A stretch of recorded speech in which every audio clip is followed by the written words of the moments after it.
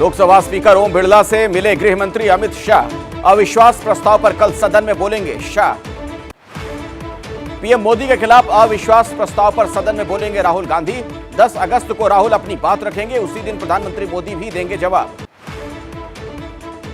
लोकसभा में अविश्वास प्रस्ताव पर चर्चा। गौरव गोगोई बोले, मणिपुर इंसाफ मांग रहा है लेकिन प्रधानमंत्री ने मौन व्रत रखा हुआ है। कांग्रेस के सांसद गौरव गोगोई का पीएम से सवाल, मणिपुर सब गए लेकिन वो क्यों नहीं गए। 80 दिन बाद पीएम ने सिर्फ 30 सेकंड का दिया बयान।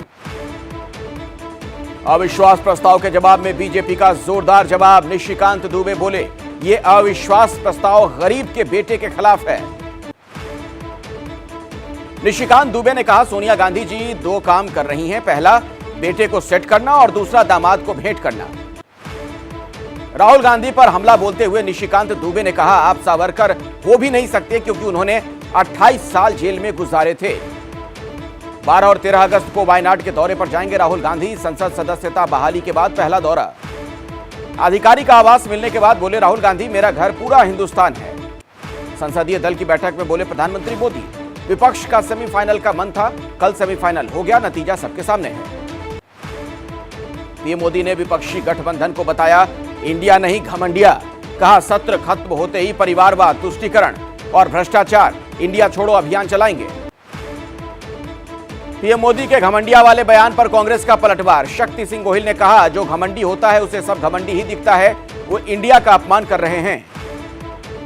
आम आदमी पार्टी के सांसद राघव चड्ढा के खिलाफ फर्जीवाड़े की शिकायत। सेलेक्ट कमेटी को भेजे गए सांसदों के नामों में फर्जी साइन करने का आरोप।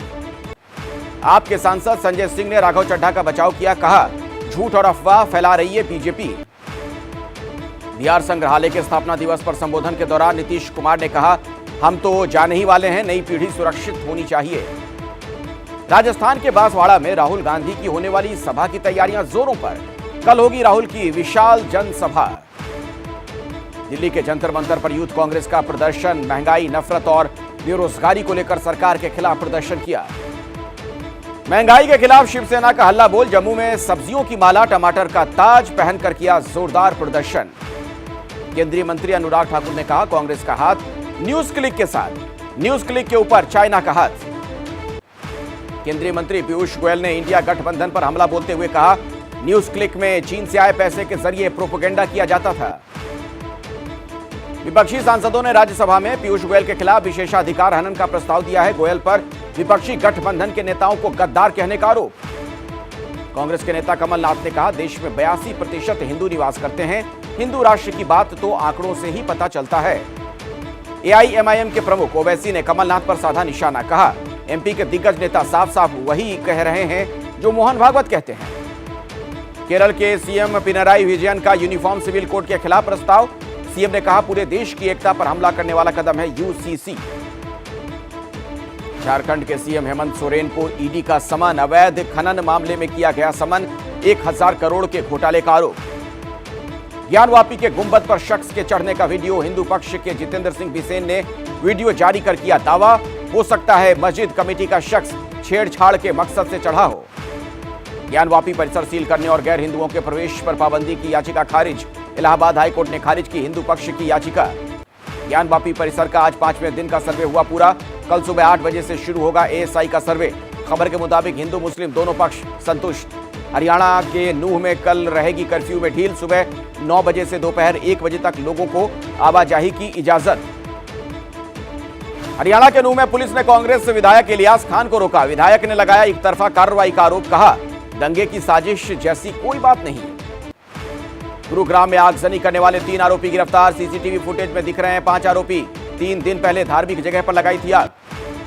मणिपुर हिंसा को लेकर बंगाल बीजेपी अध्यक्ष सुकांत मजूमदार का अजीबोगरीब बयान। कहा, ऐसी हिंसा तो होती रहती है। 1984 सिख विरोधी दंगा मामले में सज्जन कुमार के खिलाफ 19 अगस्त को तय किए जाएंगे आरोप। राउस एवेन्यू कोर्ट करेगी फैसला। जावेद अख्तर और कंगना रनौट के बीच विवाद बढ़ा। कंगना की लीगल टीम ने जवाब दाखिल करने के लिए कोर्ट से मांगा है समय। 1980 में हुए मुरादाबाद दंगे की रिपोर्ट यूपी विधानसभा में पेश। पूर्व नियोजित था दंगा। आम हिंदू मुसलमान और प्रशासन की कोई भूमिका नहीं। यूपी के मऊ में धर्म परिवर्तन करने वाले गैंग का भंडाफोड़। पुलिस ने पादरी और मकान मालिक सहित 3 लोगों को किया गिरफ्तार। हिंदू जागरण मंच ने पुलिस को दी थी सूचना। बिहार के कटिहार में बारसोई गोलीकांड को लेकर सड़क पर उतरे पप्पू यादव, गोलीकांड की न्यायिक जांच की मांग उठाई। बिहार के दरभंगा में डीएमसीएच में बेसहारा मरीजों के लिए बनाए गए वार्ड की बदहाली की तस्वीरें सामने आई हैं। मरीजों को नहीं मिल रही बुनियादी सुविधाएं।